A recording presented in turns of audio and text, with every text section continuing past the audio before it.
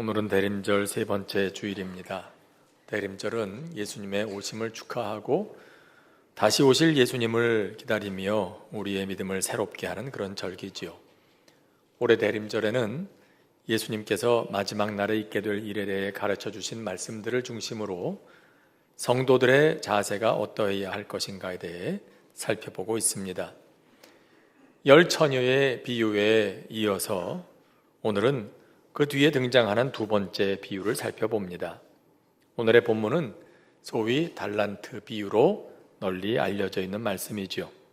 아마도 신약 성경에 나오는 예수님의 비유 가운데 가장 많은 사람들에게 알려져 있는 말씀이기도 할 겁니다. 이야기는 이렇습니다. 어느 주인이 다른 나라로 가면서 종들에게 자기 소유를 각각 나누어주고 관리하게 했습니다. 한 사람에게는 5달란트를, 또 한 사람에게는 2달란트를, 그리고 마지막 사람에게는 1달란트를 나누어 주었습니다. 드디어 주인이 돌아옵니다. 그리고 종들이 보고합니다. 그들이 일한 결과를 가지고 왔습니다. 그런데 마지막 종은 주인이 준 달란트를 땅에 묻어두었다가 그대로 가지고 왔고, 주인은 그걸 보고 그를 책망했더라는 얘기입니다. 이 이야기 속에는 참 많은 신앙적인 가르침이 들어 있습니다. 하지만 오늘은 그 가운데 가장 중요한 몇 가지를 정리하여 말씀드리고자 합니다. 첫째, 우리 모두에게는 각각의 사명이 주어져 있다는 것입니다. 오늘 말씀에 보면 주인은 종들 각각에게 그의 소유를 나누어 주었습니다. 종들의 것이 아닙니다. 주인의 것을 나누어 주었습니다. 그리고 잘 관리하라는 일을 맡깁니다. 여기서 주인은 다시 오실 주님을, 그리고 종들은 우리를 가리키고 있죠. 주님께서는 가셨다가 그냥 오시는 게 아니라 주님이 오실 때까지 우리 각자가 우리에게 주어진 사명을 잘 감당하기를 원하신다는 말입니다. 종들에게 한꺼번에 얼마를 맡겨놓고 함께 관리하라, 그런 게 아니라 주인이 각각의 종들에게 달란트를 나누어 주었다 하지 않습니까? 각각에게 주어진 사명이 있다는 겁니다. 그리고 그 주인이 돌아오는 시점을 이렇게 말합니다. 20절에 오랜 후에, 주인이 다시 돌아오는 데에는 상당한 시간이 걸렸습니다. 주님께서 다시 오시는 것도 그렇다는 겁니다. 초대교회 사람들은 예수님께서 곧 오실 것으로 생각했습니다. 그래서 기다리다가 오시지 않으니까 실망했었죠.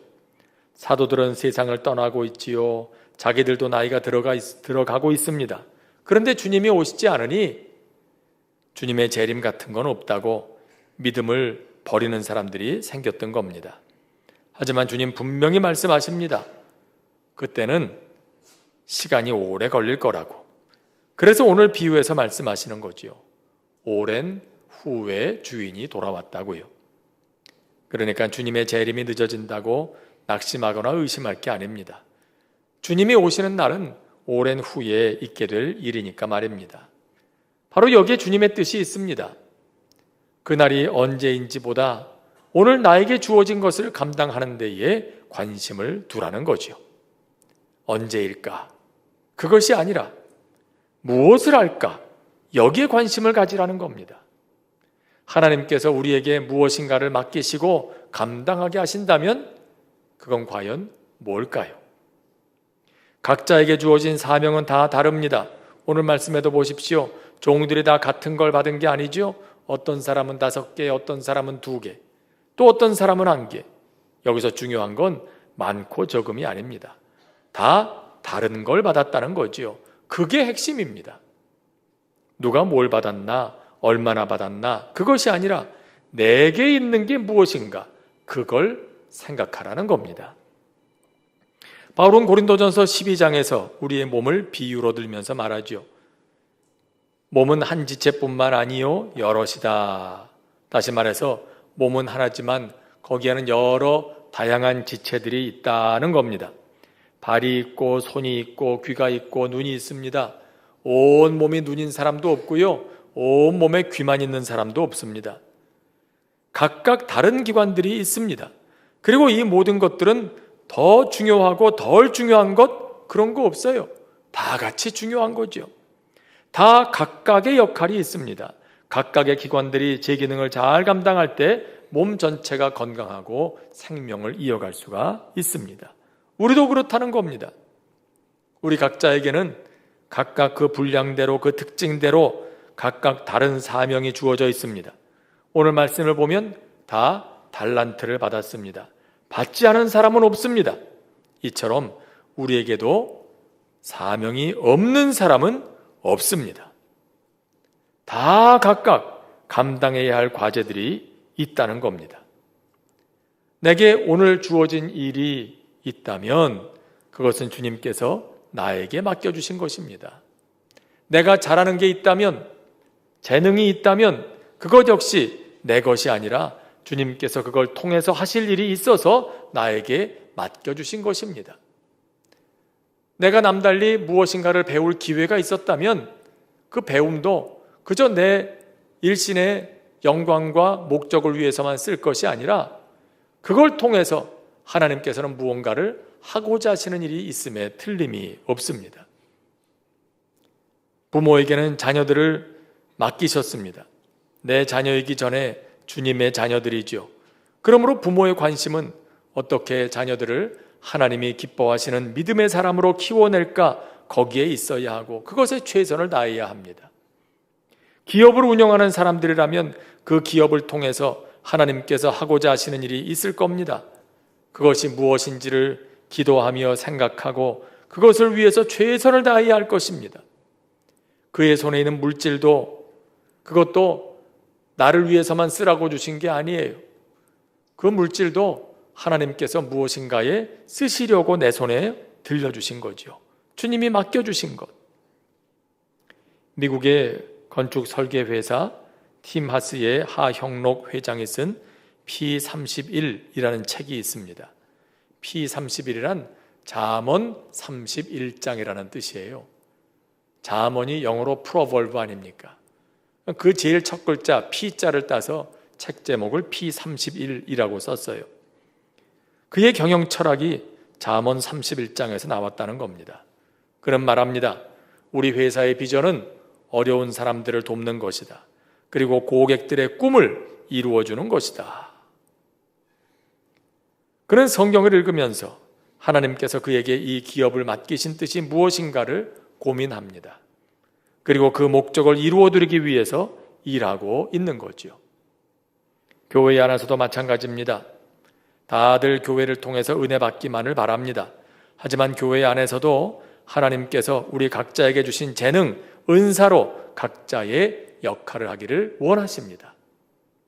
교회는 그리스도의 몸입니다.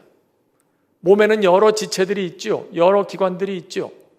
교회는 그리스도의 몸이고 모든 성도들은 그 몸에 있는 지체들이에요. 그런데 각각의 지체들이 몸을 통해서 영양분만 공급받아 먹고 그리고 아무 일도 하지 않는다면 그 몸이 어떻게 살겠습니까? 손이 몸에서 주는 영양분을 공급받고 그걸 다 받아 먹고 꼼짝도 하지 않는다면, 눈앞에 뭐가 있어서 집어들라고 하는데 손은 나는 받아 먹기만 하지 움직이진 않을 거야. 그런다면 그 몸이 제대로 기능을 하겠습니까? 눈이 몸이 주는 영양분을 잘 받아 먹기만 하고 뭔가를 봐야 사람이 움직일 텐데 뭐를 보라고 할 때 눈을 꾹 감고 나는 먹기만 하지 보지는 않을 거야. 그러고 있다면 그 몸이 건강할 수 있겠습니까? 우리 모든 성도들도 그렇다는 겁니다. 교회를 통하여 하나님께서 은혜를 주십니다. 영적인 양식을 주십니다. 그렇다면 이제는 내가 그 그리스도의 몸 안에서 어떤 지체의 역할을 해야 하는 걸까? 어떤 일을 감당해야 하는 걸까? 그걸 생각하고 거기에 충성할 수 있어야 되는 거예요. 우리 각자에게 주어진 사명이 있다는 거죠. 어느 교회에 이런 분이 있었답니다. 이분은 자녀들도 다 키워서 출가했고 아내도 세상을 떠났고 이제가 나이가 들어서 기운도 없습니다. 그러다 보니까 왠지 자기가 짐이 되고 있는 것 같은 생각이 들더랍니다. 그래서 기도하면서 주님, 이제 나이 많은 제가 주님 만날 때까지 뭘 하다 가면 좋겠습니까? 그렇게 묻는데 하루는 교회 복도를 지나가면서 바닥을 보니까 쓰레기가 하나 떨어져 있는 거예요. 그런데 희한하게 다른 사람들 눈엔 그게 잘 보이지 않는지 그냥 지나가더라는 거죠. 그래 생각했습니다. 저 사람들 눈에는 안 보이는데 내 눈에는 보이는 걸 보니 아마도 주님께서 날더러 이걸 치우라 하시는가 보다, 그렇게 생각했어요. 그리고 그때부터 교회만 나오면 구석구석 돌아다니면서 혹시 내가 치울 건 없나 돌아보는 게 일상이 되었다고 합니다. 그렇게 바닥에 떨어진 걸 주워서 쓰레기통에 넣으면서 주님의 몸이 그걸로 조금이라도 깨끗해진 것 같아서 그렇게 기분이 좋을 수가 없다고 말입니다. 여러분, 그렇습니다. 주님 다시 오실 때까지 우리 각자에게 주어진 사명이 있습니다. 그걸 생각하면서 그런 마음으로 살아가는 것이 주님을 기다리는 마음이랍니다. 둘째, 나에게 주어진 것은 그 사명을 감당하는 데에 이미 충분하다는 걸 믿어야 합니다. 사람들은 오늘 종들이 받은 걸 보면서 한 달란트는 작은 걸 받은 것이라 생각하는 경향이 있습니다. 물론 그렇게 볼 수도 있을 겁니다. 누구는 5개, 누구는 2개, 그것과 비교하면 상대적으로 적다고 할 수도 있죠. 하지만 사실 이것은 이미 말씀드린 것처럼 각각이 받은 것이 다르다는 걸 말하는 것이지 그 양이 비교의 대상은 아닙니다. 왜 그럴까요? 자, 한 달란트부터 얼마인지 생각해 보겠습니다. 한 달란트는 당시 단위로 6,000드라크마입니다. 한 드라크마는 그 당시 사람들의 하루 품삯입니다. 일당입니다. 그러니까 6,000드라크마, 곧 한 달란트는 한 사람이 6,000일 동안 일해야 벌 수 있는 돈이었던 셈입니다. 자, 그럼 계산해 볼까요? 한 사람이 6,000드라크마를 가지려면 한 주에 하루 이틀 쉬는 걸 감안할 때 약 20년 동안 일해야만 합니다. 요즘 하루 일하면 얼마 받습니까? 뭐 사람마다 조금 다르겠습니다만 그걸로 20년을 일했다고 하면, 그리고 한 푼도 쓰지 않고 다 모았다고 하면 얼마가 될까요? 엄청난 액수가 되겠죠. 아무리 작다 해도 그 정도 되는 걸 맡겼다는 뜻입니다. 아마 작은 것을 이야기하고자 했다면 예수님께서 굳이 달란트를 사용하셨을 이유는 없어요. 달란트보다 훨씬 작은 단위가 있거든요. 세겔도 있고 문화도 있고 다른 훨씬 다른 작은 그런 단위들이 있는데 굳이 예수님께서 달란트라고 말씀하신 데에는 이건 너희가 보기에 작다고 생각할지 몰라도 아무리 작은 것도 결코 작은 게 아니라는 걸 말씀하고자 하셨던 거예요. 가끔 이런 말을 듣습니다.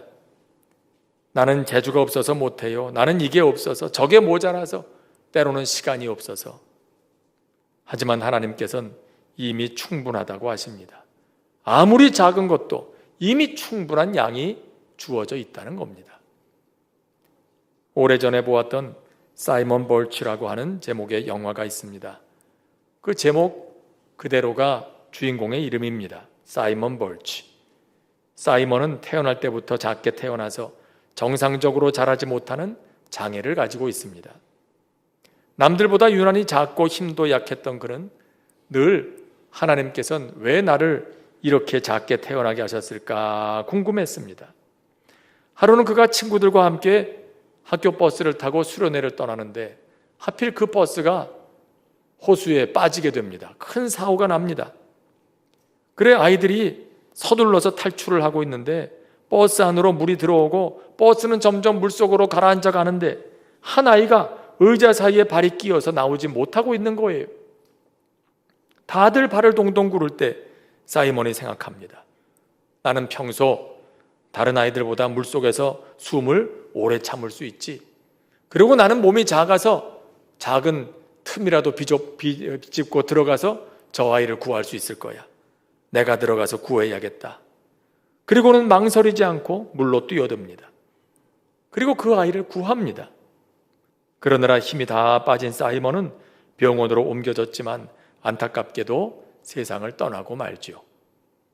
그런데 그가 세상을 떠나기 전 친구에게 이렇게 말합니다. 나는 항상 내가 왜 이렇게 태어났는지 궁금했는데 이제 그 이유를 알았어. 바로 이 일을 위해서였던 거야. 그것은 오직 나만 할 수 있는 일이었어. 여러분, 아무리 연약해도 그에게 주어진 사명을 감당하는 데에는 이미 충분한 것이 주어져 있다는 걸 믿을 수 있기를 바랍니다. 이미 우리 모두에게는 1달란트 이상의 것이 주어져 있기 때문인 거죠. 그리고 무엇보다도 더 중요한 건 주인의 선한 의도를 신뢰해야 한다는 겁니다. 오늘 본문에서 1달란트 받은 종의 문제 뭘까요? 그가 적게 받은 게 문제입니까? 아닙니다. 이미 말씀드린 것처럼 종들이 받은 건 많고 적음의 문제가 아닙니다. 1달란트더라도 이미 충분한 것이기 때문입니다. 문제는 그의 자세였어요. 주인에 대한 오해와 불신이었습니다. 자, 그가 하는 말을 한번 들어볼까요? 주인이여, 당신은 굳은 사람이라 심지 않은 데서 거두고 해치지 않은 데서 모으는 줄을 내가 알았으므로 두려워하여 나가서 당신의 달란트를 땅에 감추어 두었나이다. 보소서, 당신의 것을 가지셨나이다. 무슨 말입니까? 이건 이런 뜻입니다.